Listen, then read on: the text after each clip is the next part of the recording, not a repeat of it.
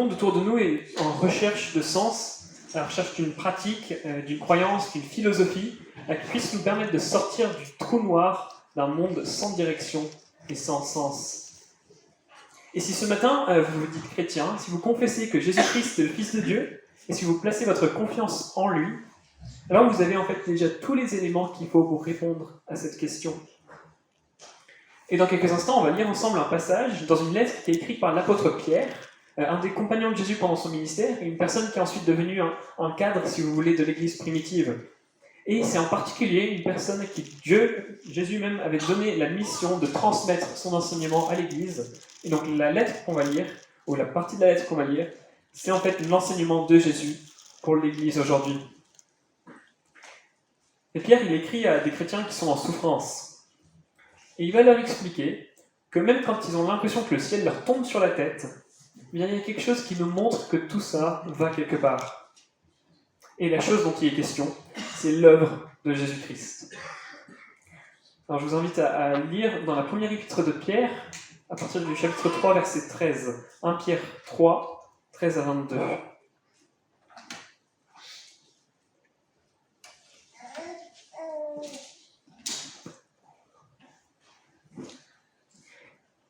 Qui donc vous maltraitera si vous êtes zélés pour le bien?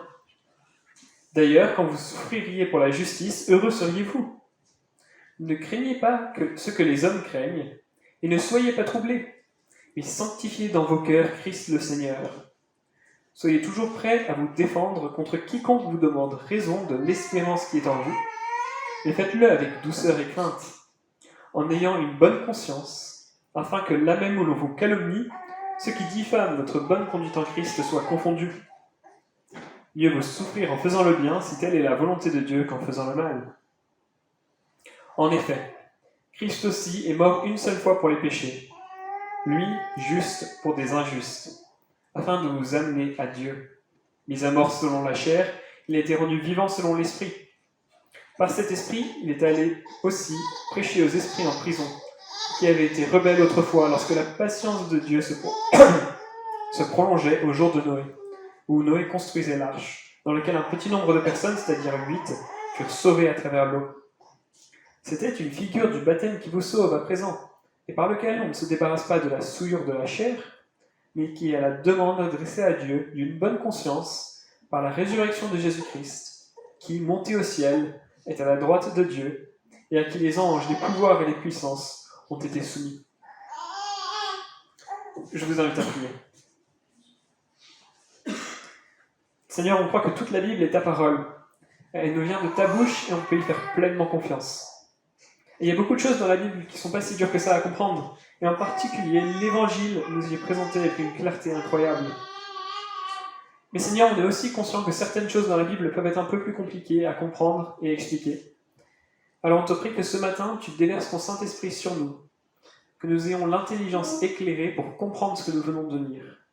Seigneur, aide-moi à m'exprimer d'une manière qui soit fidèle à ce qui est dit dans ta parole, et aide-nous tous à voir comment ta parole nous explique comment voir le monde, comment agir dans le monde, et qu'elle vienne changer nos cœurs pour qu'on puisse grandir dans notre communion à toi. Amen.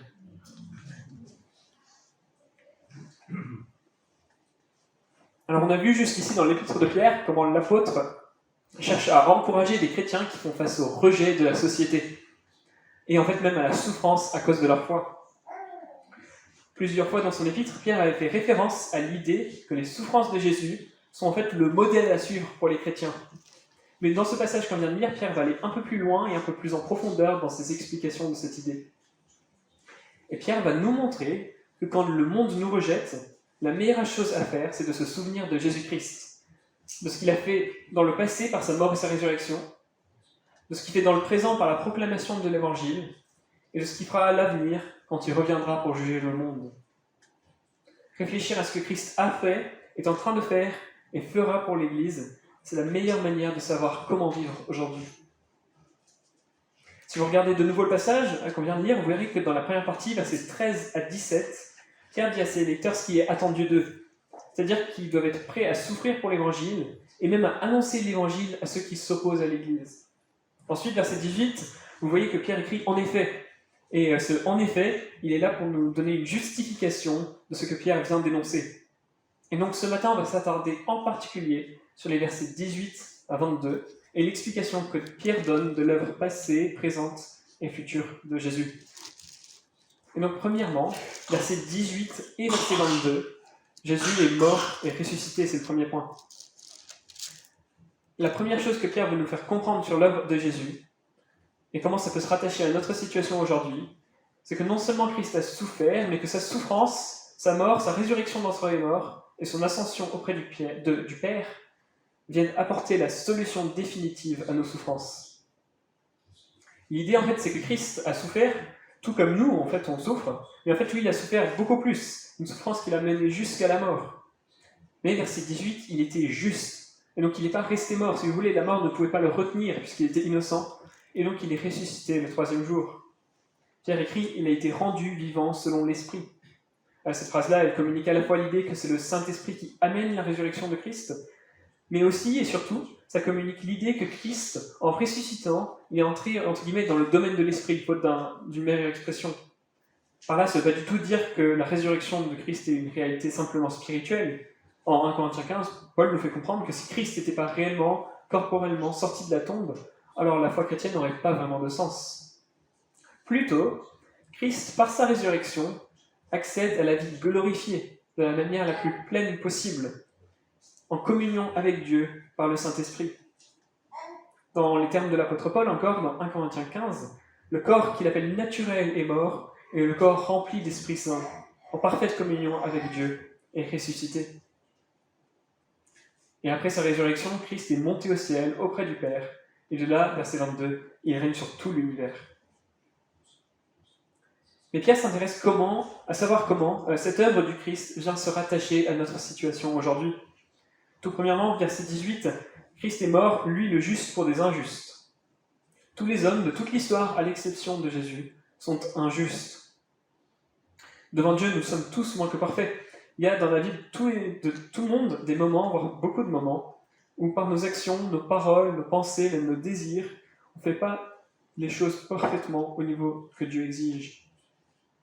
Et pour un Dieu saint, ça nous rend injustes, et en fait incapables d'être en communion avec lui, incapables d'être en bon terme avec lui.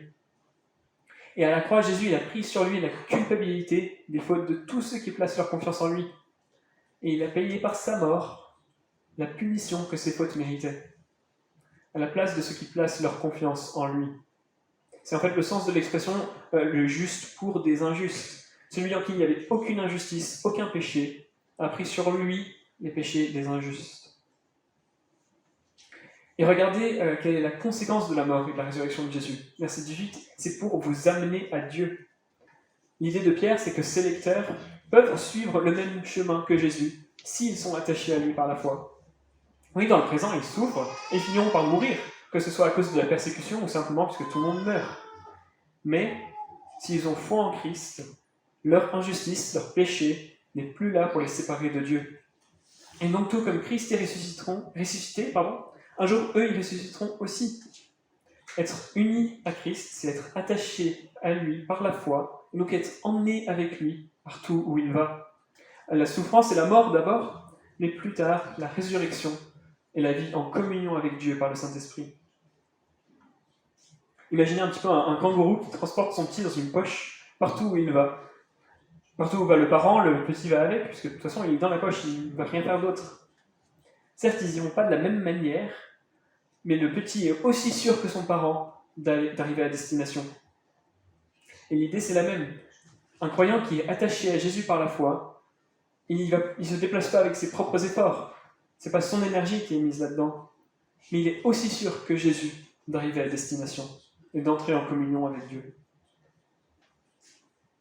Est-ce que vous connaissez Jésus-Christ de cette manière-là ? Est-ce que vous êtes attaché à Jésus par la foi de manière à ce qu'il vous emmène avec lui partout où il va ? Est-ce que vous connaissez la communion qu'il nous offre avec son Père ? Si vous ne savez pas trop comment répondre à cette question, s'il vous plaît, venez nous voir à la fin du culte, soit moi, soit Kalou qui présidait tout à l'heure, et ce serait vraiment un plaisir pour nous de parler avec vous. En regardant les souffrances de Jésus à la croix, on doit se rendre compte que Jésus-Christ Il sait exactement ce que c'est de faire face à l'opposition du monde et de traverser des grandes souffrances physiques ou émotionnelles. Il n'y a personne de plus qualifié que lui pour vous accompagner dans vos souffrances, pour vous dire qu'il sait ce que vous vivez et pour vous dire en fait qu'à la croix, il a apporté la meilleure réponse possible, la meilleure réponse que vous puissiez imaginer. Il est mort pour vos péchés, pour vous amener à Dieu. Ça va nous amener à notre deuxième point, versets 19 et 20. Jésus travaille encore dans le monde aujourd'hui. Et dans ces versets, Pierre va nous expliquer, il va expliquer à ses lecteurs pourquoi Christ est le moteur de la proclamation de l'évangile aujourd'hui. Et les versets 19 et 20, je vous avertis, ils ne sont pas forcément super simples à comprendre, mais ça vaut la peine de prendre un peu de temps pour essayer de creuser et de voir ce qui va en ressortir. Donc on va y aller pas par pas. Juste avant de s'intéresser aux versets 19 et 20, je vais relire ce que Pierre écrit au premier chapitre, en chapitre 1, versets 10 à 11. Pierre, il avait écrit « Les prophètes qui ont prophétisé autrefois, au sujet de la grâce qui vous était destinée, ont fait de ce salut l'objet de leurs recherches et de leurs investigations. Ils se sont appliqués à découvrir à quelle époque et à quelles circonstances se rapportaient les indications de l'Esprit de Christ qui était en eux et qui d'avance attestaient des souffrances de Christ et de la gloire qui s'en suivrait. » Dans ces deux versets-là, Pierre, en fait, il nous a expliqué comment il faut faire pour lire l'Ancien Testament. Et son idée, c'est que quand un prophète, un homme de Dieu, dans l'Ancien Testament, la partie de la Bible écrite avant Jésus, quand lui, il prêche, eh bien, il faut comprendre qu'en fin de compte, c'est pas lui qui parle, mais, comme le dit Pierre, c'est l'Esprit de Christ qui parle par lui. L'Esprit de Christ, c'est bien sûr l'Esprit Saint qui est envoyé par Jésus-Christ. Et donc, si maintenant on revient à notre chapitre 3, les versets 19 et 20, il faut probablement comprendre ici que Noé, ce personnage de l'Ancien Testament, à qui Dieu avait demandé de construire une arche pour échapper aux eaux du déluge, eh bien Noé, il annonçait le jugement de Dieu qui allait venir par ce déluge, et il l'annonçait à une génération qui n'avait pas envie de l'écouter et qui était rebelle. Si on regarde de nouveau ces versets 19 et 20, on voit qu'à l'époque de Noé, longtemps avant que Jésus soit venu, eh bien Noé construisait son arche et il annonçait le jugement à venir à ses contemporains. Verset 20, ceux qui étaient rebelles autrefois. Et Pierre va même confirmer cette idée dans sa deuxième épître, en 2 Pierre 2,5, où il écrit que Noé était un prédicateur de la justice. Donc l'idée, c'est qu'il y a longtemps, Noé prêchait à une génération de personnes qui ne se repentaient pas, et en fait, Noé, par l'Esprit de Christ, annonçait l'Évangile. Et juste une parenthèse, du coup, pourquoi est-ce qu'on parle ici des esprits en prison, verset 19 ? Il faudrait sans doute comprendre là que, entre l'époque de Noé et l'époque de Pierre, ces personnes à qui prêchait Noé, ils sont morts. Et leur esprit, leur âme, est maintenant métaphoriquement en prison, en attendant le jugement qui viendra à la fin du temps. Donc ça, c'est une histoire un peu bizarre avec Noé qu'il faut essayer de comprendre. Et maintenant, on va se poser la question qui est vraiment intéressante. Pourquoi est-ce que Pierre parle de ça ici ? Et pour comprendre ça, je pense qu'il faut voir un certain nombre de similarités entre la situation de Noé au 1er siècle, la situation de Noé il y a très longtemps, et l'église à laquelle écrit Pierre au 1er siècle, et même nous aujourd'hui. Noé et sa famille, ils étaient les seuls de son époque à demeurer fidèles à Dieu. Ils étaient ultra minoritaires dans un monde qui rejetait Dieu. Dieu avait annoncé à Noé le jugement qui allait venir sur le monde. Et vous pouvez imaginer que les contemporains de Noé devaient le trouver un petit peu bizarre à construire son arche et annoncer le jugement de Dieu qui allait venir. Et ça peut être pareil aujourd'hui, en France au XXIe siècle. L'Église annonce l'Évangile, l'Église annonce le jugement qui vient sur le monde et l'espérance qu'on a d'être sauvé de ce jugement par Jésus. Et le monde n'a pas toujours envie d'entendre. Et un dernier parallèle entre ces deux situations, c'est qu'on a déjà dit que Noé, il proclame l'Évangile puisque l'Esprit de Christ prêche à travers lui. Eh bien, après que Jésus soit monté au ciel auprès de son Père, il a déversé sur l'Église ce même Esprit Saint, la troisième personne de la Trinité, qui habite dans l'Église aujourd'hui. Qui fait que quand l'Église annonce l'Évangile, c'est en fait avec l'autorité et la puissance même de Jésus qu'elle le fait. Le job de l'Église, c'est un peu comme le porte-parole du gouvernement. Je ne sais pas si vous vous intéressez beaucoup à M. Gabriel Attal, si c'est quelqu'un qui vous passionne tellement que vous avez envie de savoir tout ce qu'il raconte tout le temps. Ce n'est pas forcément mon cas. Par contre, quand il prend la parole en tant que porte-parole du gouvernement, ça change un peu la donne. On a envie de savoir ce qu'il va dire. On a envie de savoir comment le gouvernement va résoudre l'inflation, la crise énergétique et ainsi de suite. Et ce qui change quand M. Attal, le porte-parole du gouvernement, parle dans ce rôle, c'est qu'en fin de compte, ce qu'il dit ne vient pas vraiment de lui, mais vient du gouvernement, qui s'exprime à travers lui. Et donc derrière lui se trouve quelqu'un qui a une vraie autorité et une vraie capacité à passer à l'action. Et donc, quand les chrétiens sont appelés à parler de Jésus, il se passe un petit peu la même chose. On n'est peut-être pas des gens qui sont intrinsèquement super intéressants ou super loquaces, mais ce qui est vraiment important, c'est que le Saint-Esprit, la troisième personne de la Trinité, est à l'œuvre partout où la parole de Dieu est annoncée. Et il y a là une véritable autorité, une véritable capacité à passer à l'action. Et ça devrait être vraiment encourageant pour nous, chrétiens, qui peuvent avoir l'impression que personne n'a vraiment envie de nous écouter. Déjà de 1, on se rend compte qu'on n'est pas les premiers à être dans cette situation. Noé l'avait connu avant, et en fait plein de gens dans l'histoire l'ont connu. Et ça n'a jamais empêché le plan de Dieu de s'accomplir. Mais surtout, quand on a l'impression d'être un tout petit groupe au milieu d'un monde très vaste, qui n'a pas grand-chose à faire de l'évangile, mais on doit se rappeler que Dieu, lui, il est avec nous, que la mission qu'il nous a confiée d'apporter la bonne nouvelle de Christ sur toute la terre, elle ne dépend pas de nos forces, mais c'est Dieu lui-même qui nous a donné son esprit et qui parle à travers nous. Très concrètement, comment est-ce qu'on peut faire ça ? Eh bien, Pierre nous a déjà donné 2 éléments de réponse. Premièrement, il faut que les chrétiens vivent d'une manière qui est cohérente avec le message qu'ils annoncent. En fait, c'est ce que Pierre raconte du milieu du chapitre 1 au milieu du chapitre 3. Il le dit très longuement. Et il nous explique comment vivre en cohérence avec l'Évangile. Mais c'est pas tout, puisqu'il ne suffit pas simplement de vivre en cohérence avec l'Évangile, mais aussi d'en parler aux autres. Et c'est pour ça qu'en 3,15, Pierre avait écrit « Soyez toujours prêts à vous défendre contre quiconque vous demande raison de l'espérance qui est en vous. » Cette espérance, c'est la ferme conviction qu'un jour Jésus va revenir pour juger le monde et pour sauver tous ceux qui sont attachés à lui par la foi. Et ce verset qui nous dit de toujours être prêt à défendre notre espérance sert très souvent à parler de ce qu'on appelle l'apologétique, c'est-à-dire la discipline qui s'intéresse à comment on peut défendre avec des arguments la foi chrétienne. Et en fait, de se former en apologétique, de lire des livres sur cette question, ça peut être une bonne façon de s'équiper pour faire ce que Pierre nous demande ici. Et ce qui intéresse vraiment Pierre, c'est pas qu'on aille prendre des cours ou lire des livres, même si c'est utile, c'est plutôt qu'on aille le faire en pratique, qu'on aille parler aux autres autour de nous, de Jésus-Christ. Et Pierre continue, verset 15, en écrivant « Faites-le avec douceur et crainte, en ayant une bonne conscience, afin que là même où l'on vous calomnie, ceux qui diffament votre bonne conduite en Christ soient confondus. » Trop facilement, on peut tomber dans un piège qui est de parler de notre foi et par notre attitude, démontrer le contraire de ce qu'on dit. Mais encore une fois, on doit se souvenir du point central de Pierre dans ces versets. C'est que c'est en réfléchissant à Jésus-Christ qu'on comprend comment vivre dans le monde aujourd'hui.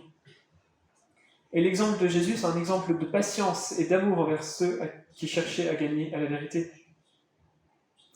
Si on se souvient de ce que Pierre a expliqué plus haut, qu'en tant qu'Église, on doit proclamer la parole de Dieu, c'est en fait l'Esprit de Christ qui la proclame à travers nous, alors ça doit nous pousser à une très grande confiance dans la puissance de Christ, et aussi une grande humilité, puisque la parole qu'on proclame, c'est celle de celui qui s'est humilié au point de mourir à la croix.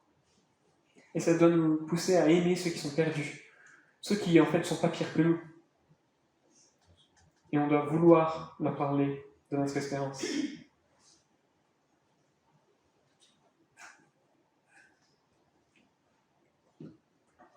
Donc après avoir dit une première chose pas forcément super simple à comprendre, Pierre il enchaîne au verset 20 et 21 avec un deuxième truc un petit peu compliqué. Et il va encore être question de Noé. Mais l'idée générale de ces 2 versets qu'il faut que vous reteniez, c'est cette troisième partie, c'est que Jésus revient. Verset 20-21. Pierre il écrit « Noé construisait l'arche dans laquelle un petit nombre de personnes, c'est-à-dire 8, furent sauvées à travers l'eau. C'était une figure du baptême qui vous sauve à présent, et par lequel on ne se débarrasse pas de la souillure de la chair, mais qui est l'engagement d'une bonne conscience devant Dieu. » Dans ces versets, il y a 3 choses qu'il faut qu'on puisse articuler. Premièrement, le déluge dont on a déjà parlé avec Noé. Deuxièmement, le baptême chrétien. Et enfin, troisièmement, le jugement à la fin des temps. Premièrement, le déluge. Le déluge, c'est à la fois le jugement de Dieu contre un monde qui le rejette, et c'est en même temps le salut de Noé et de sa famille, de ceux qui sont restés fidèles à Dieu, malgré le fait que tous autour d'eux le rejetaient. En une seule action, en une seule action de Dieu, le monde est jugé et Noé est sauvé. Vous savez, c'est un petit peu comme quand les pompiers font face à un important feu de forêt qui est dur à maîtriser. Une des techniques qu'ils peuvent employer pour y faire face, c'est d'allumer des petits feux devant le grand feu qui se propage. Donc le feu se propage comme ça, et se place devant, ils allument des petits feux contrôlés pour qu'il n'y ait plus rien à brûler quand le gros incendie arrive. Dans cette situation-là, le feu peut avoir deux effets. Soit c'est l'énorme incendie destructeur, soit c'est la chose qui nous sauve de cet incendie. Le jugement de Dieu, le déluge, et le jugement de Dieu à la fin des temps, ça fonctionne un peu de la même manière. En un seul acte de Dieu, en envoyant les eaux du déluge, le monde est jugé, et Noé et sa famille sont sauvés d'un monde en perdition. Et en fait, quelle est la raison du salut de Noé ? Eh bien, c'est tout simplement, comme le racontait l'histoire qu'on a lue tout à l'heure dans la Genèse, que Noé était dans une arche. L'arche, c'était le truc que Dieu avait conçu pour que Noé et sa famille puissent échapper à sa colère. Et qu'une fois les eaux du déluge dissipées, ils aient accès à une terre renouvelée. Et vous aurez peut-être compris que là, on a une superbe image de l'Évangile. Tout comme au temps de Noé, nous sommes aujourd'hui dans ce que Pierre appelle, verset 20, « les jours où la patience de Dieu se prolonge ». Quand ces jours arriveront à leur fin, Christ reviendra et jugera le monde. Mais pour ceux qui ont foi en lui, qui placent leur confiance en lui, ce jugement sera en fait l'occasion de leur salut. Tous ceux qui sont attachés à Jésus-Christ par la foi seront protégés de la colère de Dieu et pourront accéder, après le jugement, à la nouvelle création, une terre renouvelée, sans péché, sans souffrance, sans mort, et remplie de la gloire de Dieu. Et Jésus, dans cette histoire, c'est un petit peu l'arche qui nous sauve. Tous ceux qui se cachent en lui sont au bénéfice de ce qu'il a fait sur terre. Comme on l'a dit plus haut, leurs fautes et leurs péchés ont été expiés à la croix par lui.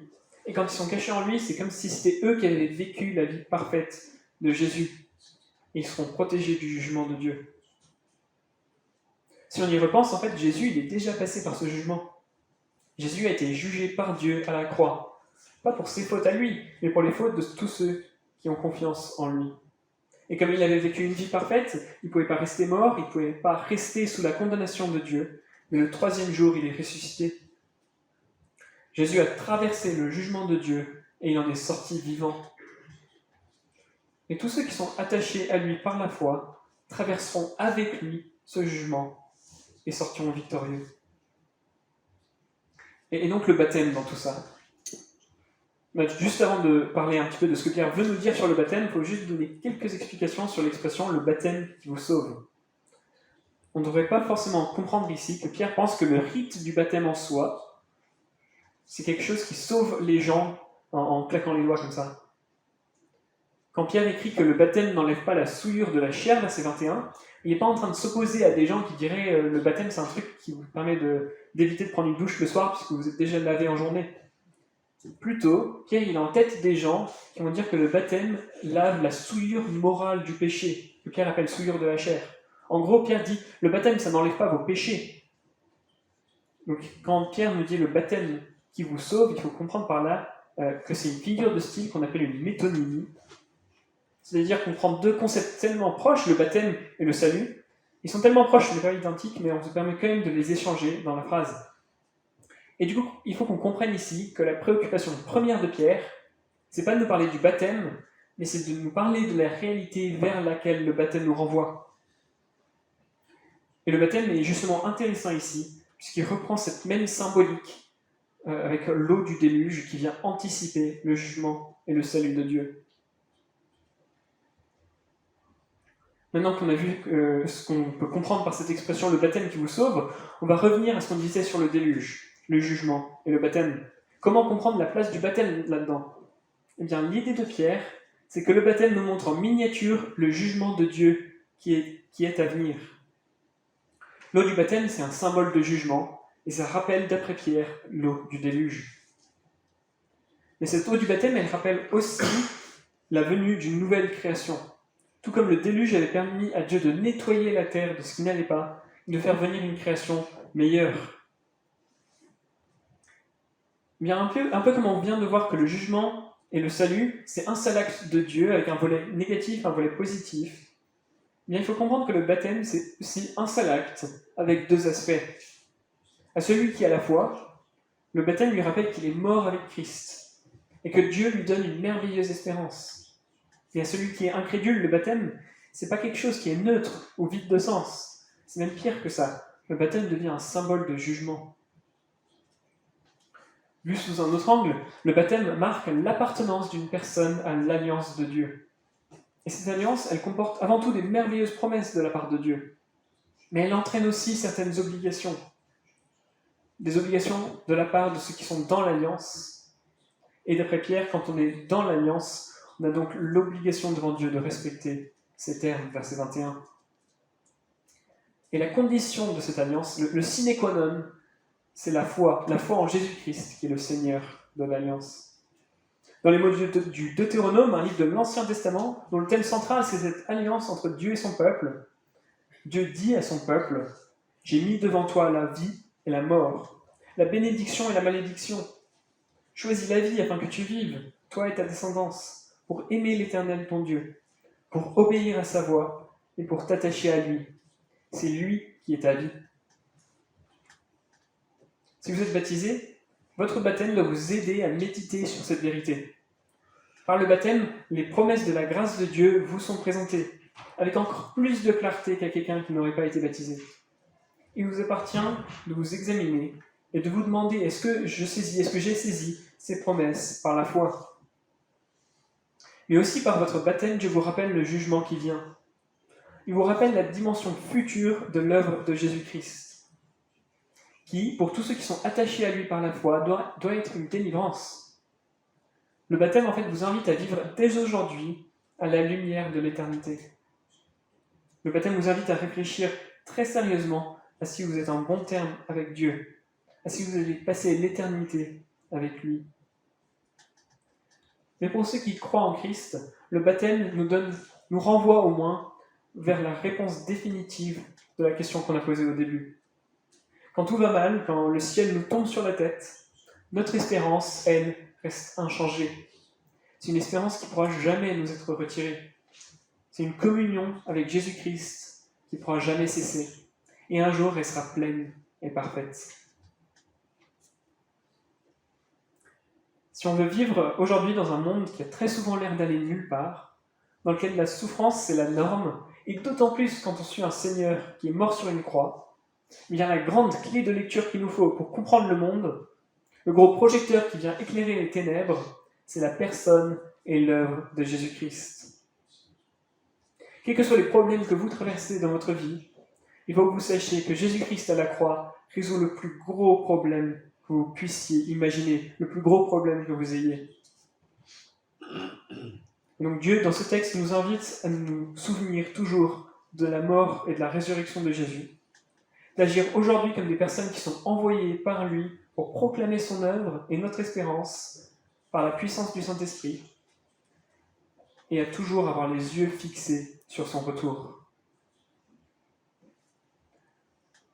Dans votre vie, est-ce que vous méditez sur la personne et l'œuvre de Jésus-Christ?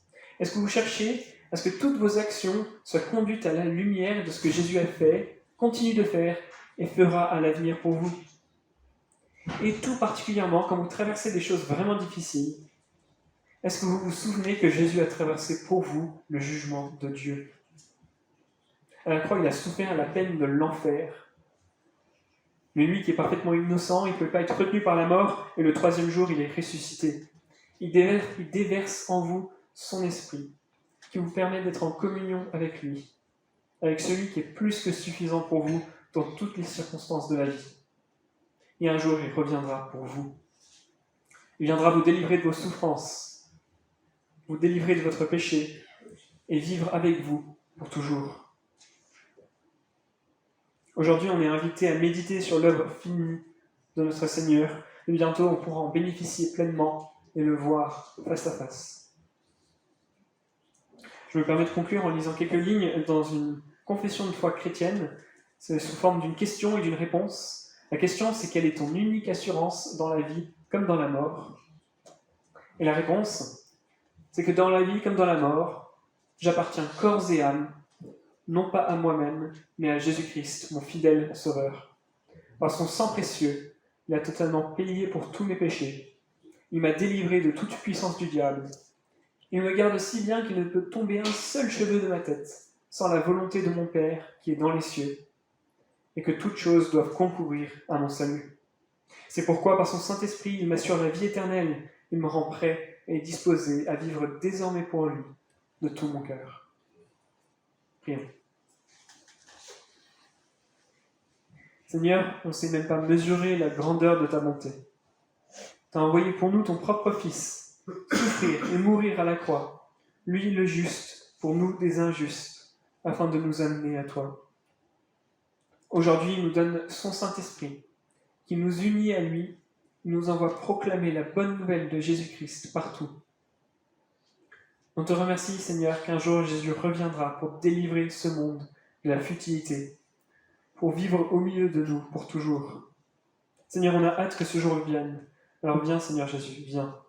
Amen. Amen.